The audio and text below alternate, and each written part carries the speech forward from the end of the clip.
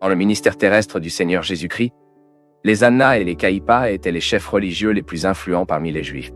Officiellement, Caiaphas occupait la position du grand prêtre, mais l'ombre de l'autorité de l'ancien grand prêtre, les Annas, l'accompagnait toujours. Même les Annas et les Caïphas étaient au centre de la condamnation de Jésus à la crucifixion. Donc leurs noms ont été marqués à jamais sur la liste de ceux qui ont tué le Fils de Dieu. Il y a beaucoup d'histoires et de spéculations sur la figure de ces deux hommes. De toute évidence, il y a beaucoup de curiosité sur ce qui serait arrivé à ces deux prêtres après avoir tué le Seigneur Jésus. Et il est faux de penser qu'ils peuvent s'être repentis après ce qu'ils ont fait. Pour avoir suivi l'histoire, ils ont continué à poursuivre les disciples du Christ. Mais ont-ils terminé après tout? Ils se sont retrouvés aux maux qu'ils ont commis? Qu'est-ce qui est vraiment connu de manière fiable à propos de ces deux hommes? C'est de quoi nous allons parler dans cette vidéo. Car il y a beaucoup de gens dupés sur ce thème. En commençant par Annas, il était un grand prêtre dont le nom est mentionné dans le Nouveau Testament. Annas était le fils de Sétan et était le beau-père des Caiaphas, le grand prêtre responsable du jugement de Jésus. Le grand prêtre était fondamentalement le chef des prêtres et le principal responsable de l'organisation du culte juif. Cela comprenait également l'administration des trésors et des ressources financières du temple, et compte tenu du contexte religieux des jours du Nouveau Testament, il est possible de comprendre que tout ce système était devenu commercial et extrêmement rentable, finançant un mode de vie très confortable pour les chefs religieux de l'époque. Seul le grand prêtre pouvait entrer dans le Saint des Saints, qui était l'endroit le plus réservé du sanctuaire. Et à l'époque de l'Ancien Testament, il pouvait servir devant l'Arche de l'Alliance, bien qu'à l'époque des Annas et Caïphes. L'arche avait déjà été perdue.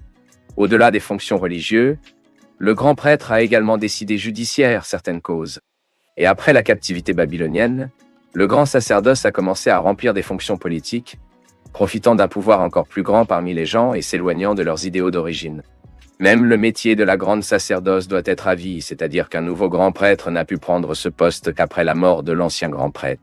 Cependant, à l'époque du Nouveau Testament, cela avait déjà changé, et le sacerdoce élevé était de plus en plus corrompu et subordonné à l'autorité de Rome. De cette façon, les dirigeants romains commandaient et prononçaient les grands prêtres selon leur propre stratégie. C'était le contexte dans lequel Annas et Caiaphas occupaient le grand prêtre. Annas a occupé ce poste pendant environ 9 ans. Il a été nommé environ 6 après JC par Quirino et a été déposé à 15 après JC par reconnaissant Valérios. Cependant, pendant et après cette période, Annas était une figure extrêmement influente en Judée. Il est mentionné dans la Bible 4 fois. Le premier se produit dans un type d'information chronologique, présenté par Lucas, dans l'introduction du récit sur le début du ministère du prophète Jean-Baptiste. Cette référence est assez intéressante. En effet, Luc dit qu'en 15 ans de l'empire de Tibère César, lorsque Pontius Pilate a déjà gouverné la Judée, les Annas et les Caïphas étaient de grands prêtres. À cette époque, Hérode Antipas était le tétrarque de Galilée et Philippée, le tétrarque d'Ituréia. Les deux étaient des enfants du roi Hérode le Grand, celui qui a tenté de tuer Jésus juste après sa naissance. Cependant, cette histoire enregistrée par Lucas s'est produite à un moment donné après 26 après JC, lorsque Pilate a pris les devants de Judée. Mais comme cela a été dit, Annas a été déposé en 15 après JC, c'est-à-dire qu'il n'a plus occupé le poste de grand prêtre depuis au moins 11 ans. De plus, nous savons qu'il n'y avait qu'un seul grand prêtre à la fois parmi les Juifs.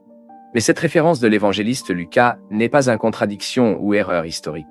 Le même Luc insiste pour identifier l'anniversaire comme un grand prêtre plus tard, lorsque les apôtres Peter et John ont été arrêtés, ou avant la Sanhédrin au début de l'Église primitive dans les Actes des Apôtres.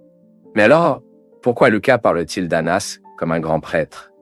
Eh bien, Luc mentionne dans le grand prêtre pour avoir signalé la situation réelle de la religion juive du 1er siècle. Il avait déjà été déposé par les Romains en 15 après JC, mais avant les Juifs, il conservait toujours son autorité. Bien que Caiaphas soit le grand prêtre officiel, Annas était toujours considéré par les Juifs comme le grand prêtre. Il n'était plus responsable des activités spéciales du jour de l'expiation. Et en ce sens, de nombreux érudits croient qu'Annas exerçait des pouvoirs non officiels, qui, en pratique, étaient équivalents au pouvoir de la position officielle. Même l'influence d'Annas était si grande qu'il semble avoir été le seul à obtenir 5 de leurs enfants, ainsi que leur fils Inflo et l'un de leurs petits-enfants, ont occupé la grande sacerdoce. Et l'un de ces enfants d'Annas, qui a également été un grand prêtre, nous savons que lorsque Jésus a été arrêté, il a été emmené devant Annas. L'Anna influe à diriger un type d'audience préliminaire avant le procès officiel présidé par Caiaphas. Cet épisode montre le pouvoir et le prestige Annas qui appréciait toujours à ce moment-là. Par conséquent, de nombreux érudits croient que dans la vie pratique de la religion juive de ces jours, peut-être que leur autorité surmonterait celle des Caiaphas lui-même, le grand prêtre officiel. En tout cas, après avoir interrogé Jésus, Annas l'a envoyé lié au Caiaphas pour être officiellement interrogé dans la Sanhédrin, qui était une sorte de cour suprême juive. Le Sanhédrin a finalement condamné Jésus sous une fausse accusation, aboutissant à sa crucifixion. Déjà le fils le d'Annas était précisément José Caïphas, et il semble que les deux étaient fortement associés. Selon l'écrivain et historien juif Flavio Josefo, Caïphas a été nommé à la grande sacerdoce par le procureur romain Valerios Gratos sur Ad 18 et a été déposé par l'avocat Vitellius en 36 après Caïphas, était le grand prêtre officiel non seulement pendant la crucifixion de Jésus, mais aussi lorsque les premières persécutions contre les chrétiens enregistrées au début des Actes des Apôtres se sont produites. Comme cela a été dit, Caiaphas est cité dans la Bible avec son père, Enlo, Annas. Et comme nous l'avons expliqué, la permanence du beau-père de Caiaphas dans le grand prêtre n'était pas officielle, mais c'était réel. Alors que les Caiaphas occupaient la position du grand prêtre, son beau-père a continué à exercer une autorité équivalente à la sienne, peut-être encore plus grande. En d'autres termes, certains croient que les Caiaphas étaient officiellement le grand prêtre. Mais Annas, il l'a conduit dans les coulisses. Dans les passages bibliques dans lesquels il est mentionné, il est possible de voir qui étaient vraiment des grottes. Caiaphas était une personne méchante et manipulatrice. Il ne fait aucun effort pour obtenir ce qu'il voulait. Cela ne dérangeait pas de manquer de justice et de verser du sang innocent tant que ses intérêts étaient protégés. Le comportement rusé, opportuniste et terrible de Caïphas est devenu clair dans la façon dont il défendait la condamnation de Jésus. Après la résurrection de Lazare, la haine contre Jésus s'est intensifiée. Caïphas a non seulement articulé un plan pour tuer son propre Lazare qui venait de se lever et d'empêcher ainsi plus de gens de grandir en Jésus à travers ce miracle, mais a également défendu l'idée que Jésus devrait être sacrifié pour le bien de la nation. Cependant, les Caiaphas ne pensaient pas au bien-être du peuple. En fait, leurs astuces avaient un but extrêmement égoïste. Il est possible qu'il ait peur que Jésus-Christ puisse précipiter une révolution dans laquelle Rome revenait contre Jérusalem et menace son réconfort. Et face à la discussion de la Sanhédrin, Caiaphas a déclaré que si Jésus continuait vivant, la nation périrait. Mais s'il était tué, la nation serait sauvée. L'apôtre Jean, en écrivant le 4e évangile, a noté que les paroles de Caiaphas étaient prophétiques et avaient un sens qu'il ne savait même pas. À ce sujet, le théologien du Nouveau Testament, William Hendrickson, dit que Caiaphas a donné un sens à ces paroles. Mais Dieu a donné un autre sens. Dans les lèvres des Caiaphas, ces paroles ont été prononcées avec un ton pervers. Il n'a pas été acquitté de la culpabilité d'être l'un des responsables directement de crucifier le Fils de Dieu. Mais dans la providence divine, ces mêmes mots exprimaient l'essence du plan glorieux de rédemption. La suggestion de sacrifier Jésus pour sauver la nation a souligné le plan divin du salut à travers la mort du Christ. Par conséquent, John a écrit que même sans savoir, Caiaphas a prophétisé que Jésus devait mourir à travers la nation, non seulement par la nation, mais aussi pour rassembler dans un corps les enfants de Dieu qui étaient dispersés. Cela s'est très bien produit avec Caiaphas dépeint la relation entre la souveraineté divine et la responsabilité humaine. Il a dit ce qu'il voulait vraiment dire. Il a agi librement selon sa nature pécheresse. Caiaphas a vraiment souhaité la mort du Fils de Dieu. Néanmoins, à travers ces paroles, Dieu accomplissait ses décrets éternels. L'avocat de Caiaphas a eu un effet et a été suivi par des dirigeants juifs qui ont commencé à conspirer contre la vie de Jésus. Leur désir était de pouvoir l'arrêter et enfin le tuer. D'une certaine manière, ils craignaient la réaction populaire face à une éventuelle arrestation de Jésus, mais à cet égard, Judas Iscario a installé comme un gant quand il le lui a proposé secrètement. Ensuite, Jésus a été arrêté. Et après avoir assisté préliminairement devant Annas, il a été emmené à Caiaphas. Caiaphas a présidé le Sanhédrin qui, à ce moment-là, cherchait raison d'accuser Jésus. Le Sanhédrin, en fait, a fondé son jugement sur de faux témoignages armés, dans le but de diriger le Christ à mort. Jésus a refusé de répondre aux fausses accusations des dirigeants juifs. Ensuite, cruellement, Caiaphas a interrogé Jésus sur sa position de Messie. Jésus a répondu au Caiaphas appliquant à lui un passage du livre du prophète Daniel qui indiquait sa divinité et sa position comme le Messie promis. Et face à la réponse de Jésus, sans perdre de temps, Caiaphas l'a accusé de blasphème. Toute l'hypocrisie des Caiaphas a été révélée quand à la fin du jugement, il a déchiré ses robes comme s'il était profondément triste alors qu'il était en fait très heureux d'avoir obtenu la base de la condamnation de Jésus. Accusant Jésus d'être le Messie, non seulement soutenu la thèse des Caiaphas de blasphème, mais a également servi d'argument pour mettre Jésus comme une menace possible pour la paix de l'Empire romain, étant un représentant de l'émergence de la royauté davidique. Alors, ayant été considéré comme une peine de mort devant la Sanhédrin, Jésus a été conduit à Pilate, le gouverneur romain de la province. À cette époque, il était clair que Caiaphas et les autres dirigeants juifs étaient jaloux de Jésus.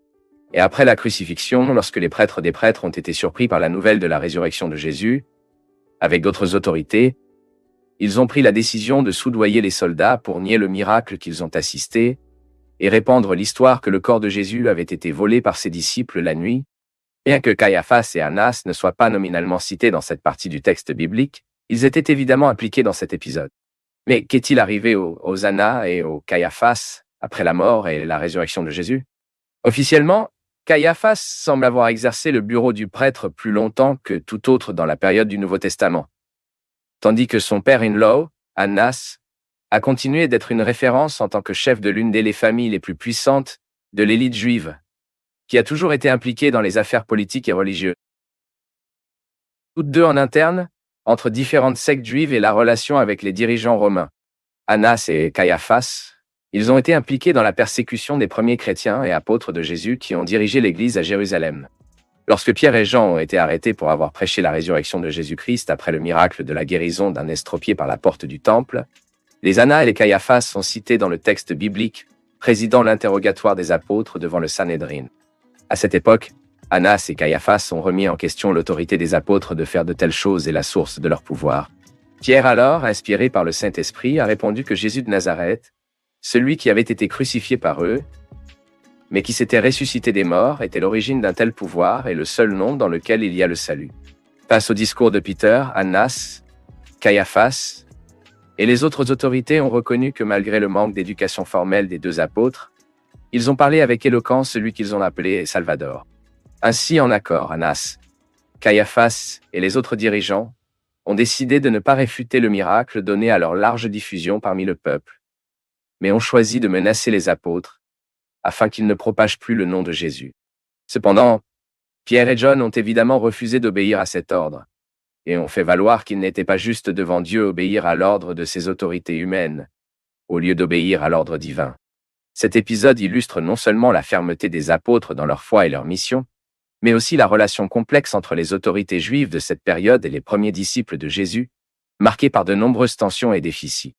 De plus, la doctrine de la résurrection de Jésus, un élément central du message évangélique, a contesté complètement la croyance des Sadducéens, qui était le groupe qui a rassemblé les principaux prêtres et qui avait parmi ses caractéristiques le rejet de la résurrection des morts sans des morts. Enfin, bien qu'il ne soit pas nominalement cité, il est probable que Caiaphas sera le grand prêtre mentionné comme un persécuteur amer des chrétiens qui suivent le livre Actes d'Actos, entre les chapitres 5 et 9. Même l'apôtre James, fils de Zébède, et le stéron Diakno, a été tué. Mais au fil du temps, de nombreuses personnes ont également tenté de spéculer sur le résultat final de la vie des Annas et des Caiaphas. Il y a même des matériaux d'origine gnostique qui disent que, soi-disant, Annas aurait été tué par leur propre fils-in-law, Caiaphas. Cependant, ce ne sont que des légendes et des inventions, car il n'y a pas de source fiable qui peut étayer ce type de déclaration. En fait, le travail de Flavio Josefo, qui a également vécu au 1er siècle, est considéré comme la principale source littéraire extra-biblique pour la vie de Annas et Caiaphas. Josefo, par exemple, fournit des dates et des détails sur le contexte de la grande sacerdoce à l'époque et dit des choses importantes sur les dirigeants des Annas et Caiaphas en Judée. Cependant, même Josefo n'apporte aucune information sur la mort d'Annas et de Caiaphas. Ceci est intéressant car sur Internet, plusieurs vidéos parlent d'une fin tragique supposée de ces deux hommes méchants.